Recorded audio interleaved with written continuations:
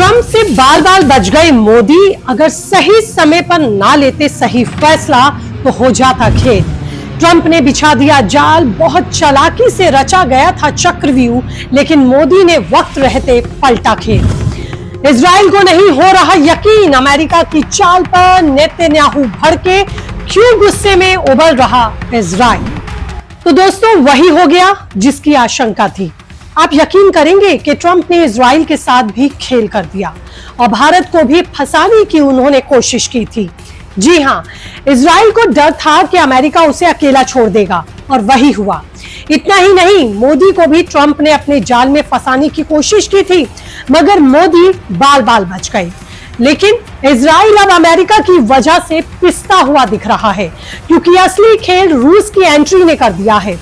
क्या कुछ रूस ने किया, कैसे इजराइल खुद को ठगा महसूस कर रहा है और कैसे मोदी ने ट्रंप के चक्रव्यूह को तोड़ दिया और भारत को बचाया, बताऊंगी। ये पूरा कंपैरिजन रिपोर्ट आपको, सारी कहानी इस रिपोर्ट में। नमस्ते, आपके साथ मैं हूं ज्योति विनय कपूर। दोस्तों, इस समय इजराइल ईरान का तनाव चरम पर है। इजराइल ने ऑपरेशन राइजिंग लाइन में 13 जून को ईरान के परमाणु ठिकानों और सैन्य अड्डों को निशाना बनाया था, जिसमें कई लोग मारे गए थे और 6 ईरानी जनरल भी इसमें शामिल थे। जवाब में ईरान ने भी ऑपरेशन ट्रू प्रॉमिस 3 शुरू किया और तेल अवीव पर हाइपरसोनिक मिसाइलें दागी। अस्पताल और वाटर रिसर्च सेंटर को भी निशाना बनाया और अब नौबत क्लस्टर बॉम्ब्स तक पहुंच गई है। शुरुआत में ट्रंप ने इजराइल को बढ़ चढ़कर आगे आने को कहा था, लेकिन अब ट्रंप ने इजराइल को फुल सपोर्ट देने की बजाय 2 हफ्ते का वक्त मांगा है। कह दिया है कि ईरान सरेंडर करे, नहीं तो अमेरिका 2 हफ्ते में कुछ बड़ा करेगा। लेकिन ये 2 हफ्ते इतने ज्यादा हैं कि इजराइल को बहुत नुकसान पहुंच सकता है। इजराइल तो सोच रहा था कि अमेरिका उसके साथ खड़ा है, उसके साथ हर जरूरत पर साथ देता नजर आएगा, मगर ये जो 2 हफ्ते वाली बात ट्रंप ने बीच में ले आई है ना, उससे उनका पूरा खेल और असली चेहरा एक बार फिर एक्सपोज हो गया है। न्यूयॉर्क टाइम के मुताबिक इजराइल को डर था कि अमेरिका उसे अकेला छोड़ देगा और अब ये डर सच साबित हो गया है। सवाल यह है कि ट्रंप का रुख अचानक क्यों बदला? तो जवाब है, अचानक नहीं बदला। यही अमेरिका की पुरानी रणनीति है। अमेरिका अपने चिर परिचित व्यावसायिक मोड में काम कर रहा है, यानी कि ऐसा माहौल बना दो कि उसके बिना काम ही ना चल पाए। अब इजराइल को अमेरिकी हथियारों की सख्त जरूरत है, चाहे ईरान पर हवाई हमले जारी रखने के लिए हो या उसके परमाणु कार्यक्रम को जमीन के भीतर घुसकर खत्म करने के लिए। लेकिन ट्रंप की 2 हफ्तों की मोहलत, जानकार इसे समर्थन नहीं, रणनीतिक दूरी मान रहे हैं। और आपको यहां पर मैं ये भी बता दूं कि यही खेल ट्रंप ने भारत के साथ भी करने की कोशिश की। ट्रंप ने मई 2025 में भारत पाकिस्तान के बीच हुए संघर्ष में मध्यस्थता का दावा किया था। उन्होंने दावा किया था कि उनकी वजह से ऑपरेशन सिंदूर में सीजफायर हुआ, लेकिन भारत ने इसे सिरे से खारिज किया। विदेश सचिव विक्रम मिस्री ने कहा कि सीजफायर सैन्य स्तर पर हुआ, अमेरिका की मध्यस्थता से नहीं। जिसके बाद ट्रंप को झटका लगा। फिर उन्होंने दिमाग लगाया कि अब किसी और तरीके से भारत के साथ खेल किया जाए।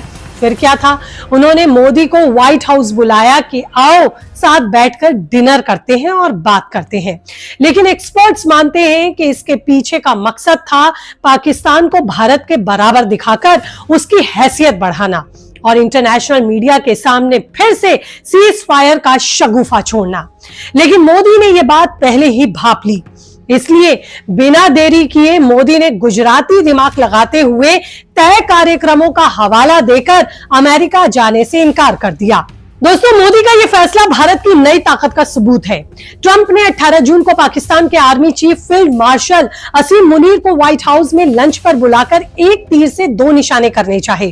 पहला, ईरान पर पाक को अपने पक्ष में कर लिया जाए और मोदी को बुलाकर पाकिस्तान को भारत के बराबर खड़ा करने का उसको तोहफा दे दिया जाए।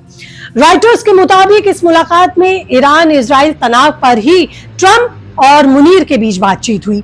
यह मुलाकात भारत को चिढ़ाने और लेट डाउन करने की ही कोशिश थी। लेकिन पाक के प्रधानमंत्री से मिलने की बजाय आर्मी चीफ से मिलना ट्रंप की लोकतांत्रिक सोच और इरादों पर से पर्दा उठा गया। लेकिन भारत ने साफ कर दिया कि वो किसी की कठपुतली नहीं बनेगा। वो अपने राष्ट्रीय हितों और प्राथमिकताओं को समझता है। अब आपको ये भी बताती हूं कि कैसे एक बार फिर अमेरिका पाकिस्तान का इस्तेमाल कर रहा है।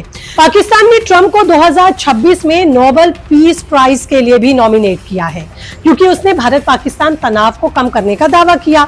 लेकिन हकीकत यह है कि अमेरिका ने दशकों से पाकिस्तान का हथियार और फंड देकर अपनी जरूरतों के हिसाब से उसे पाला और पोसा है। 1980 के दशक में अफगान सोवियत जंग में अमेरिका ने पाकिस्तान को मदद की और लगातार वो मदद करता ही आ रहा है। हालांकि भारत के दबाव के बाद पाकिस्तान को दी जा रही मदद पर कुछ शर्तें जरूर लगा दी गईं। अब पाकिस्तान आर्मी चीफ ट्रंप के साथ डिनर कर रहे हैं, जिसके बाद पाकिस्तान अमेरिका के हिसाब से ही ईरान इजराइल संघर्ष में बर्ताव करता हुआ आपको आगे दिखेगा। जो पाकिस्तान पहले ईरान के साथ दिखाई दे रहा था, बिरयानी परोसने के बाद अब वो पाकिस्तान का रुख अमेरिका के हिसाब से ही तय होगा। लेकिन सवाल यह है कि पाकिस्तान क्यों बार बार अमेरिका का मोहरा बनता है? तो देखिए, क्योंकि वो अकेले टिक नहीं सकता। ऑपरेशन सिंदूर में भारत ने जिस तरह से पाकिस्तान को अपनी ताकत दिखाई, तो पाकिस्तान सीज फायर मांगने पर आ गया, लेकिन ट्रंप ने इसे अपनी जीत बताया। भारत ने साफ किया कि यह सैन्य स्तर पर हुआ, ना कि ट्रंप की मध्यस्थता से। भारत की ये स्पष्ट सैन्य नीति अब अमेरिका की पारंपरिक रणनीति को टक्कर देती नजर आ रही है। भारत का रक्षा बजट 81 बिलियन डॉलर हो गया है और 2030 तक अर्थव्यवस्था 5 ट्रिलियन डॉलर की हो सकती है। भारत रूस से S-400 सिस्टम और अमेरिका से MQ-9B ड्रोन खरीद रहा है। भारत अब वैश्विक रणनीतियों में अपनी शर्तों पर फैसला करता है। चलिए अब आपको अमेरिका की चाल की अंदर की कहानी भी यहां समझाती हूं। देखिए, किसी जमाने में दोस्त रहे ईरान और इजराइल आज एक दूसरे पर टूट कर पड़ रहे हैं। इजराइल ने सोचा था कि अमेरिका जैसा ताकतवर देश उसके साथ खड़ा दिखाई देगा, तो डरना क्या। शुरुआत में ट्रंप ने इजराइल को सैन्य मदद का भी भरोसा दिया, लेकिन अब उन्होंने ईरान को 2 हफ्ते की मोहलत देकर सरेंडर करने की बात कही है। एक नजर में तो लगेगा कि यहां ट्रंप कहां इजराइल की मदद से पीछे हटे हैं, लेकिन अगर बारीकी से समझा जाए तो 2 हफ्ते ईरान के कहर ढाने के लिए काफी हैं। और ट्रंप 2 हफ्ते वाला गेम खेल रहे हैं, इसलिए इसे इजराइल धोखे के तौर पर देख रहा है। न्यूयॉर्क टाइम्स के मुताबिक इजराइल को अमेरिका के बंकर बस्टर बम चाहिए, क्योंकि ईरान का फोर्डो प्लांट जमीन के नीचे है। ट्रंप ने कहा कि इजराइल जीत रहा है, उसे रोकना मुश्किल है, लेकिन एक्सपर्ट्स कहते हैं कि हकीकत यह है कि अमेरिका ने इजराइल को अकेला छोड़ दिया, जिसके पीछे की वजह रूस भी है, क्योंकि उसने इसमें कूदकर ईरान का साथ देने का फैसला किया है। पुतिन ने साफ कहा है, खामनोई को खरोच भी नहीं आनी चाहिए। इतना ही नहीं, रूस और चीन ने इजराइल के हमलों की निंदा की और मध्यस्थता की पेशकश की। दोस्तों, अमेरिका का यही इतिहास रहा है, पहले आगे बढ़ाओ और फिर पीछे हट जाओ। अफगानिस्तान में 20 साल तक अमेरिका ने जंग लड़ी, फिर 2021 में अचानक निकल गया, तालिबान को सत्ता सौंप दी। अब इजराइल के साथ भी वही कर रहा है।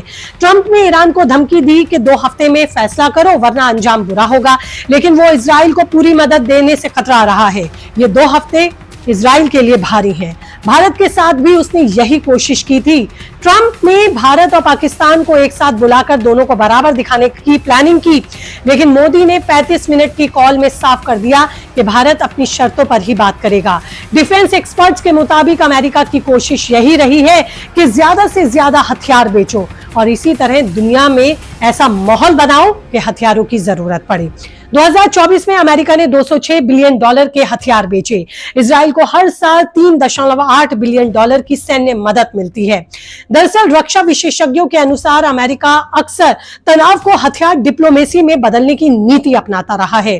कई जानकार मानते हैं कि अमेरिका वैश्विक संघर्षों को अपने रक्षा व्यापार के लिए अवसर में बदलता है। कुल मिलाकर अब ईरान और इजराइल की लड़ाई बढ़ती जा रही है। ऊपर से रूस का इसमें कूद पड़ना और मुश्किल खड़ी कर सकता है। इससे साफ है कि अब तक ईरान जो अकेला दिखाई दे रहा था, अब अकेला नहीं है, बल्कि उसे 2 ताकतवर मुल्कों का समर्थन मिलता दिख रहा है, जो अमेरिका के लिए किसी संकट से कम नहीं होगा। अब सवाल यह है कि क्या ट्रंप अब इजराइल को पूरी मदद देंगे या फिर अकेला छोड़ देंगे?